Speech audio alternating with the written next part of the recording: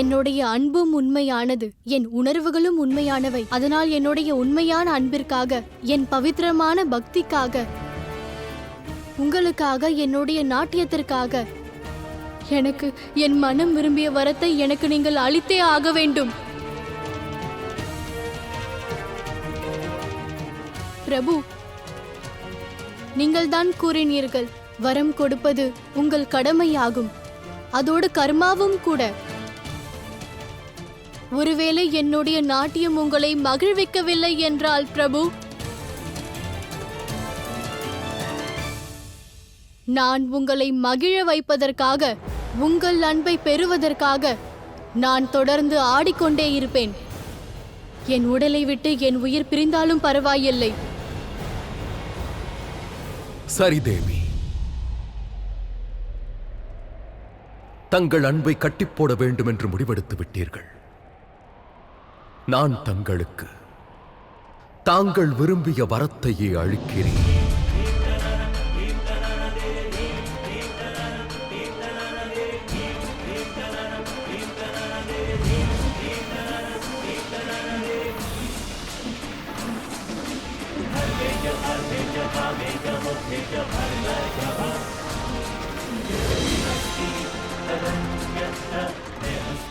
ஆனால் நினைவிருக்கட்டும் பத்மாவதி, யார் அன்பென்னும் பந்தத்தில் ஆட்படுகிறாரோ அவர் வேறு எந்த பந்தத்திற்கும் ஆட்பட மாட்டார்.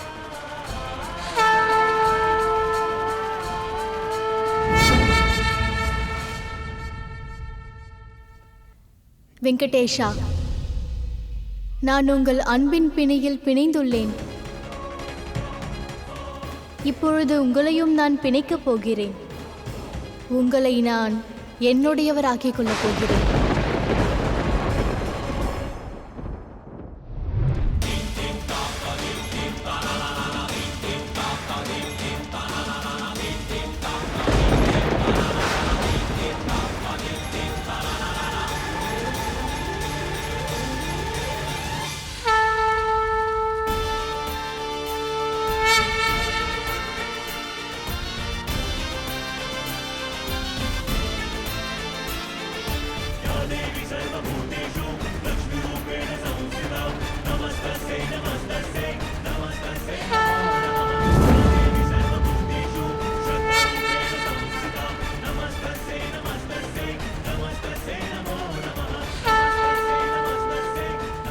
பார்கவி, நான் இயற்கையின் தேவி ஆதிசக்தியாவேன். இயற்கையின் தேவி ஆதிசக்திக்கு எனது வணக்கங்கள். பிருகு ரிஷியின் மகளாகத்தான் இருக்கிறேன். நீ இயற்கையை அழைத்தாய், தேவி லக்ஷ்மியை சந்திக்க விரும்புகிறாய். இதோ நான் வந்துவிட்டேன். உன் வேண்டுதலை நிறைவேற்றுவதற்காக, தேவி லக்ஷ்மியை சந்திப்பதற்கு. ஆம் தேவி, தேவி லக்ஷ்மியை நான் சந்திக்க விரும்புகிறேன். அவர்களது நாராயணர் சூழ்ச்சிக்காரர் என்பதை நான் கூற விரும்புகிறேன். அவர் மனதில் அன்பே கிடையாது, அவர் ஏமாற்றுக்காரர். கூற வேண்டியதை நீங்களே கூறிவிடுங்கள். தேவி லக்ஷ்மியை சந்திக்க வைப்பதுதான் என்னுடைய செயல்.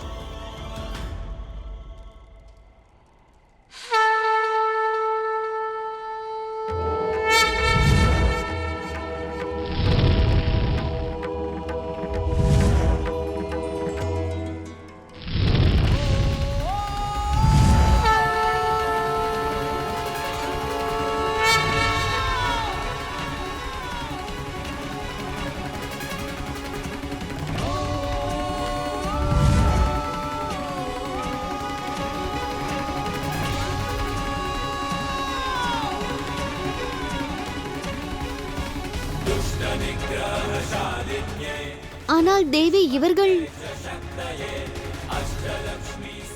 இது என்னுடைய பிரதிபிம்பம் தான்.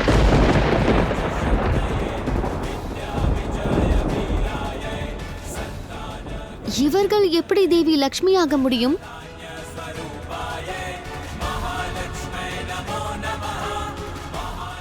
இவரது தோற்றம் என்னை போல.